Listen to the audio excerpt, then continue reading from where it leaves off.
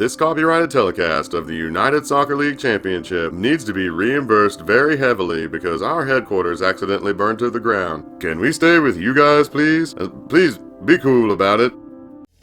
Hey everybody, time yet again for yet another hate week. This time we'll be hating on another club that deserves to be, knocked down a peg or two. Their success is beginning to irritate us all. You know who they are, the Barrel People in Purple, the franchise that has historic ties to this carnival ride of a logo. The team that did what FC Tulsa can't, get the hell out of a baseball park, but then did exactly what FC Tulsa would do with a new stadium, just break it. We could just as easily be hating on Louisssville City FC if the Ohio River flowed in a different direction. But no, this hate week will be tormenting the purple grimace of the East, and their city that only exists because of a waterfall. Good old Louisssville City FC. So down that locally distilled swill you call Bourbon, and brace yourself, Louisville, or shall I say, Louisville. It's time for yet another hate week.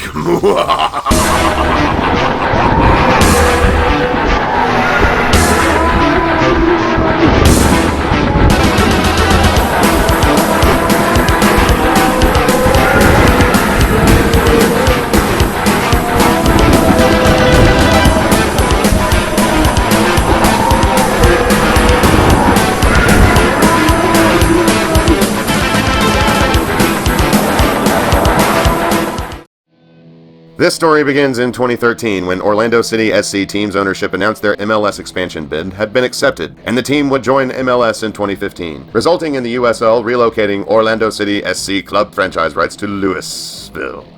The team was led by Wayne Estopino, former minority owner of the USL Orlando side turned majority owner of the new USL Louisville club. The new MLS Orlando City became minority owner of Louisville and maintained an affiliation until 2016, when Orlando City B was created. The new Louisville club branded itself Louisville City FC and unveiled this badge, which the supporters hated.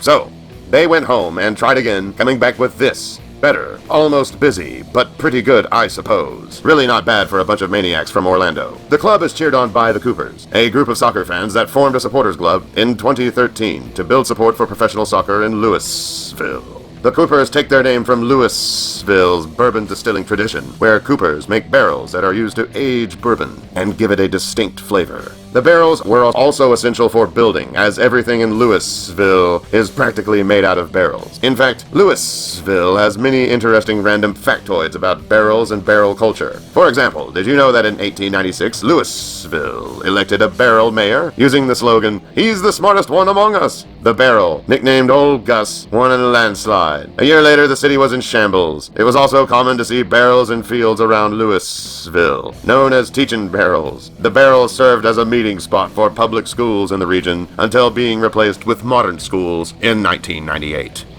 Anyways, Louisville City played their 2015 USL season at Slugger Field. The ballpark was retrofitted with a retractable jack to allow a level playing surface for soccer games prior to the start of the inaugural season, because we all know how pesky those pitchers' mounds can be. Just ask Tulsa. Now, I can't mock Louisville too much for this. They do get out and into a decent stadium, but from 2015 to 2019, they did compete on a baseball field, so haha.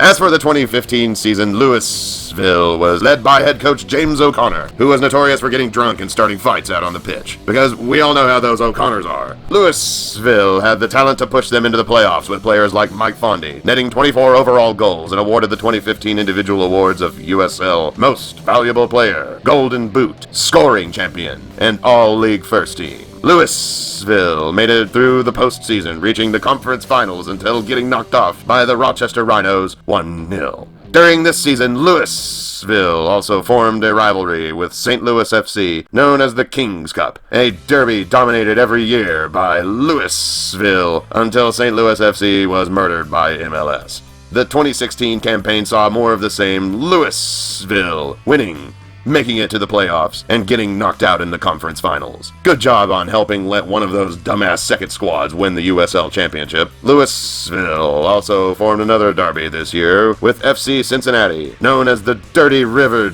Derby, or the River Cities Cup. The derby today is pretty even and still continues, despite FC Cincinnati currently competing poorly in MLS, facing each other in preseason friendlies and U.S. Open Cup matches. 2017 rolls around, and oh boy, does Louisville have themselves one heck of a season. Louisville won the Eastern Conference Championship and, of course, earned a spot in the playoffs, this time refusing to let any stupid second squad ruin their postseason run. After crushing Bethlehem, Louisville edged both Rochester and the Baby Bulls, avenging their past defeats. Finally, Louisville faced Swope Park in the USL Finals, defeating them 1-0. That's right, Louisville is no longer the shedded skin of Orlando. Now, they can truly call themselves champions.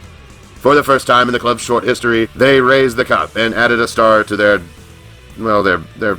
okay badge. I think instead of stars, they should put little bottles with X's on them for Louisville. The following 2018 season, Louisville was still under the management of James O'Connor until the summer of 2018 when he stepped back in order to take over head coaching duties in Orlando. A triumvirate of three players, George Davis IV, Paolo Del Piccolo, and Luke Spencer stepped up to take over until a replacement for James O'Connor was found. On August 2nd, they found that replacement in John Hackworth, who was appointed as the team's second ever head coach, having a decent resume with experience ranging from college to the national level, and even coaching in MLS with the Philadelphia Union, which is where I suspect that he picked up the habit of spitting and picking up hookers. Louisville went on to make history by becoming the first team to repeat as champions of the league, defeating Phoenix Rising, another club that angers all of us. 1-0 in the finals, and added a second stupid star to their dumb badge. 2018 season, the Indy Colts, currently known as the UPU Jaguars, joined the USL Championship,